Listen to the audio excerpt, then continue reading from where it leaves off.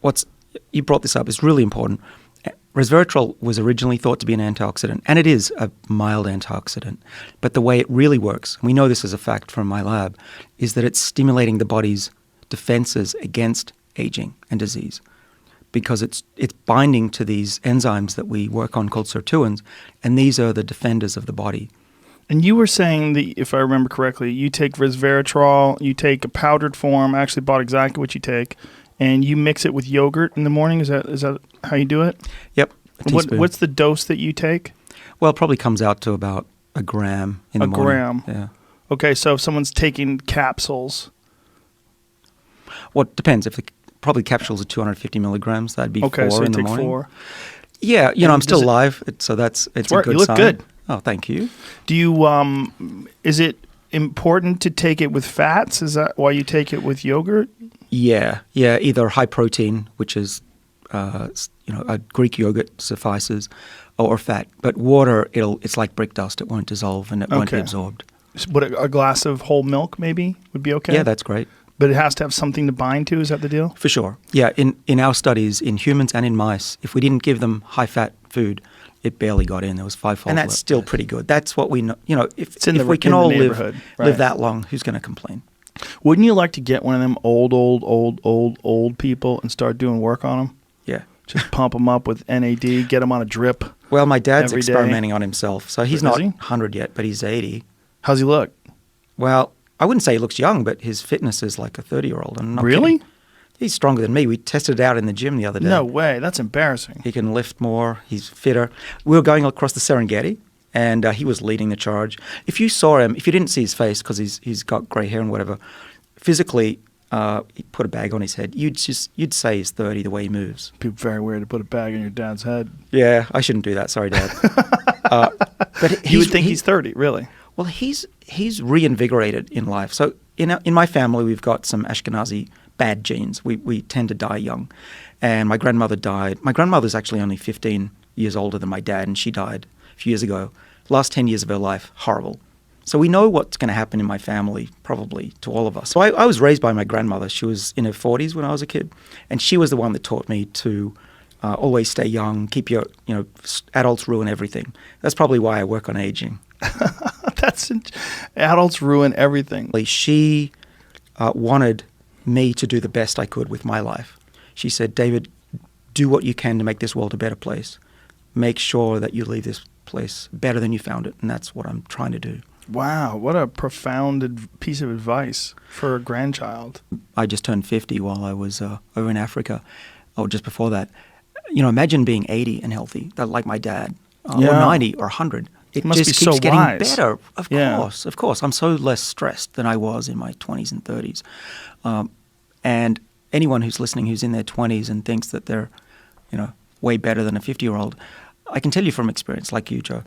When I was in my 20s, I thought I knew everything, or at least I looked at myself as a 50-year-old and I thought, what an old fart. Yes. Yeah. It's not like that at all, especially with today's, health. And, 50-year-olds are just like they were, like a 30-year-old was. There was no 52-year-olds like me when I was 20. They didn't exist. Maybe Jack LaLanne.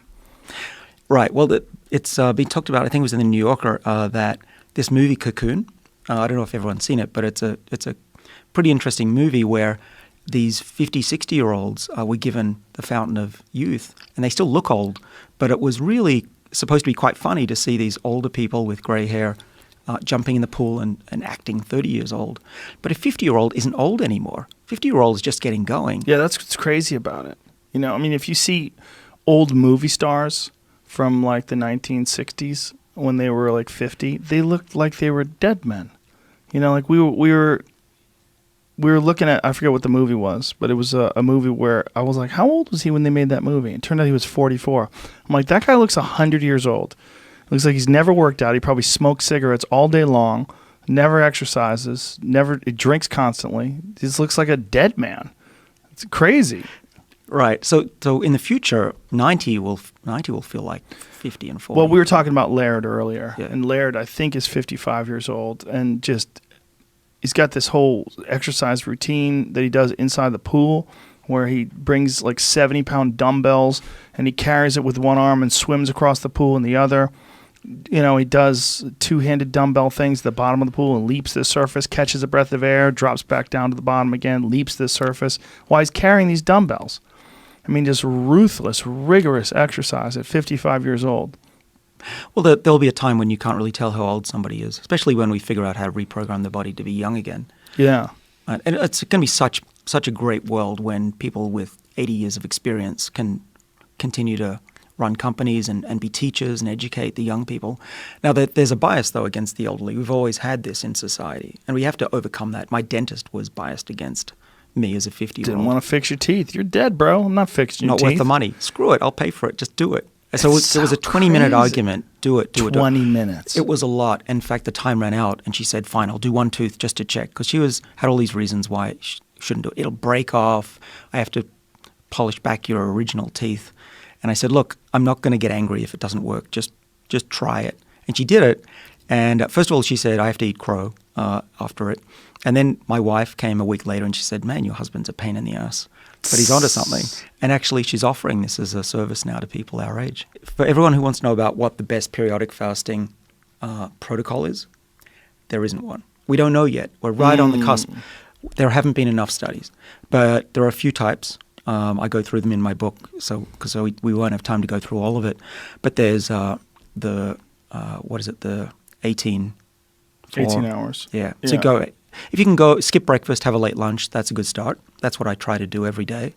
It's not always possible, like when you're in Africa and they're feeding you massive meals 3 times a day. But that's what you want to do. Be hungry for part of the day. Or you can go a little more extreme and skip 2 days a week. What's the benefit of being hungry? Great question. And this is what my lab and others figured out in the first few years of the 21st century. We figured out that these genes that extend lifespan, these sirtuin genes, are activated by being hungry, in part by raising NAD levels, which NMN will mimic the effect of. So being hungry actually raises your lifespan in some sort of way. Right. So caloric restriction is what we used to talk about a lot. If you restrict the calories of a rat, was actually discovered back in the early 20th century, will make them live up to 30% longer. Not in an old state, but it prevents them getting old. So the rats don't get cancer, heart disease, and all of these other good things. And that was the only thing that we knew up until about 20 years ago, even 10 probably. And so we used to think you had to be hungry all the time. And there was still is a society called the Calorie Restriction Society. And they were hungry all the time. They ate very small meals, which is pretty tough. I tried that and gave up after a week. But this new paradigm is that you don't have to always be hungry. Similar to you don't always have to be on a treadmill. You can do it for a short time, make it intense, and then you can let your body recover and go back to a normal life for a little bit. And that's great news. That means that we can have our cake and eat it too, so to speak, as long as the cake doesn't have a lot of sugar in it. Yeah, you must have good genetics. Well, obviously you do. Your dad's in phenomenal shape at 80, right? No, we have terrible genetics. So, well, how's he in such great shape at 80? Well, we don't know, but it could be that he's been exercising and he's also been on this paradigm. So one of the effects in mice, at least, of NMN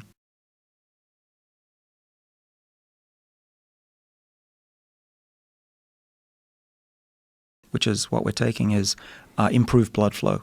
You get the benefits of exercise without having to exercise if you're a mouse. And those mice, they were running on a treadmill for 50% further because the blood flow and the lactate was reduced. When we treated mice with resveratrol, they were immune to the effects of a high-fat diet, Western diet.